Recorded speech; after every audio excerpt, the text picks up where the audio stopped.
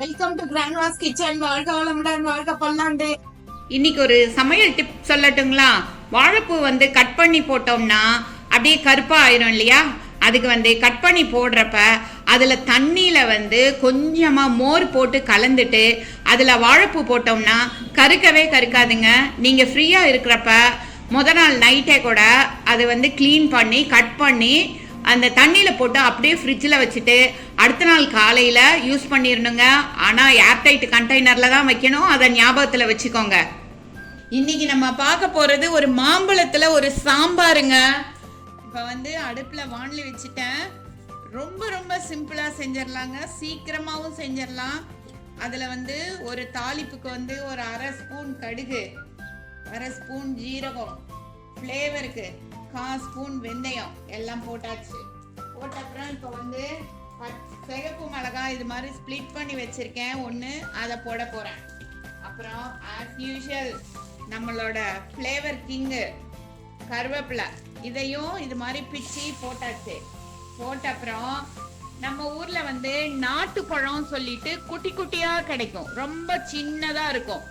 பாருங்க, என் கை சைஸில் எவ்வளோ சின்னதாக உள்ளங்கைக்குள்ளே அடங்குற மாதிரி இருக்கு. அதை இது மாதிரி ஸ்ப்ளிட் பண்ணி போடணும்.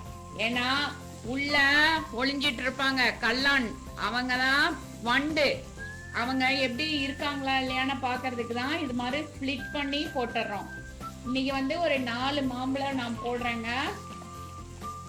போட்டுட்டு அதை லைட்டாக இந்த ஆயிலில் எல்லாம் நல்லா அப்படி ஸ்ப்ரெட் ஆகிற மாதிரி ஆயில் இந்த மாம்பழத்துக்கு எல்லாம் ஸ்ப்ரெட் ஆகிற மாதிரி ஃப்ரை பண்ணிக்கணும். ஆயில் இந்த மாம்பழம் எல்லாத்துலேயும் நல்லா ஸ்ப்ரெட் ஆயிடுச்சுங்க. பாருங்க, இது மாதிரி ஸ்ப்ரெட் பண்ணிக்கலாம். ஸ்ப்ரெட் பண்ணிட்டு நான் பருப்பை துவரம் பருப்பு வேக வச்சு வச்சிருக்கேன், சரிங்களா? அதை நம்ம பருப்புல கடைஞ்சி ஊற்றிடலாம். நல்லா கடைஞ்சி ஊற்றிடலாங்க. இது மாதிரி கடைஞ்சி ஊற்றோம்னா பருப்பு நல்லா கரைஞ்சி சூப்பரா அந்த குழம்போட கலந்து இருக்கும். அதனால இது மாதிரி ஃபில்டர்ல வச்சு லைட்டா கடைஞ்சி அந்த பருப்புல நான் பெருங்காயம் நிறைய போட்டிருக்கேன். ஏன்னா இந்த மாம்பழ சாம்பாருக்கு அந்த பெருங்காய வாசனை தூக்கலா இருந்தா சூப்பரா இருக்கும். நல்லா நம்ம பருப்பை இப்ப கடைஞ்சாச்சு. பாருங்க, சூப்பரா மசிச்சு வந்திருக்கு பருப்பு. இப்ப இதுல இதுக்கு தேவையான அளவு தண்ணியை ஊற்றி ஒரு 10 நிமிஷம் மூடி வச்சோம்னா இவங்க நம்ம ஹீரோ இருக்காங்க இல்லையா மாம்பழம், அவர் நல்லா சூப்பரா வந்துருவாரு. நம்ம அடுப்பை கொஞ்சம் ஹை ஃப்ளேம்ல வச்சுக்கலாம். இந்த பருப்பும் தண்ணியும் கொஞ்சம் கொதிக்கிற வரைக்கும் ஓப்பன்ல வச்சுட்டு அப்புறம் மீடியம் ஃப்ளேம்ல வச்சு அடுப்பை சிம்ல மீடியம் ஃப்ளேம்ல வச்சு வாணலியை மூடி வச்சிடலாம். நம்ம 10 நிமிஷம் மூடி வச்சுட்டு இப்போ திறந்துட்டோம். பாருங்க, மாம்பழம் கலர் கொஞ்சம் சேஞ்ச் ஆகிருக்கிறது தெரியுதுங்களா?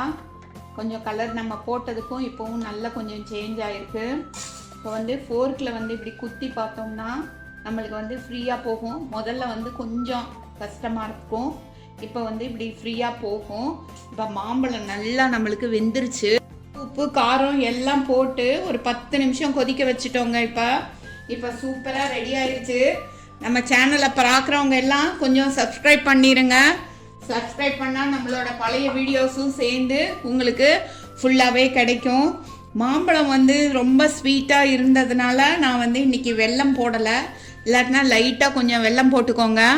மாம்பழம் லைட்டாக மோந்து பார்த்தீங்கன்னா அந்த புளிப்பு வாசனை வந்ததுன்னா புளியும் கொஞ்சம் கம்மியாக ஊற்றிக்கலாம். இந்த மாதிரி சின்ன சின்ன டிப்ஸாக ஃபாலோ பண்ணோம்னா நம்மளோட மாம்பழ சாம்பார் ரொம்ப ஃப்ளேவர்டாக பக்கத்து வீட்டில் இருக்கிறவங்க கூட என்ன பண்ணீங்க இன்னைக்கு அப்படின்னு கேட்குற அளவுக்கு சூப்பராக வந்துடும். இப்போ பாருங்கள், இதுக்கு மேலே இன்னும் ஃப்ளேவரை கொடுக்குற நம்ம கொத்தமல்லியை தூவி அடுப்பு ஆஃப் பண்ணிடலாம். இப்போ இதை ஒரு சர்விங் பவுலுக்கு மாற்றிடலாங்க. சூடான சுவையான நம்மளோட மாம்பழ சாம்பார் ரெடி ஆயிடுச்சுங்க. குட்டி குட்டி மாம்பழத்தில் இது பண்ணோம்னா ரொம்ப ஃப்ளேவர்டாக நல்லா இருக்கும். அப்படியே நம்ம இது மாதிரி ஃபுல் பீஸ் உங்களுக்கு வேண்டான்னா இது 2ஆக ஸ்ப்ளிட் பண்ணி கூட போட்டுக்கலாம் நீங்கள். அது மாதிரி ஆனால் குட்டி குட்டி பீசஸாக போடக்கூடாது. போட்டோம்னா அது எல்லாம் உடஞ்சிரும். மாம்பழம் சீக்கிரமாக வெந்து போயிடும். அதனால் எல்லாம் உடஞ்சி வந்துடுங்க. மாம்பழத்தில் நல்லா அயன் சத்து இது மாதிரி நிறைய சத்துக்கள் இருக்குது நம்மளுக்கு. இதெல்லாம் வந்து பழமாக சாப்பிட்றதுக்கு கொஞ்சம் புளிப்பாக உள்ள இந்த குட்டி சைஸு நாட்டுப்பழம் வந்து இன்னும் உடம்புக்கு ரொம்ப நல்லதுங்க. இந்த குட்டி சைஸ் மாம்பழத்தில் இது மாதிரி சாம்பார் பண்ணி சாப்பிட்டு எல்லாரும் என்ஜாய் பண்ணலாம். இது சூடு சாதத்துக்கு நல்லா இருக்குங்க. அது இல்லாமல் தோசைக்கு ரொம்ப ரொம்ப டேஸ்ட்டாக இருக்கும். எல்லாரும் மாம்பழ சாம்பார் சாப்பிட்டு என்ஜாய் பண்ணலாம். தேங்க்ஸ் ஃபார் வாட்சிங் அவர் கிராண்ட்மாஸ் கிச்சன்.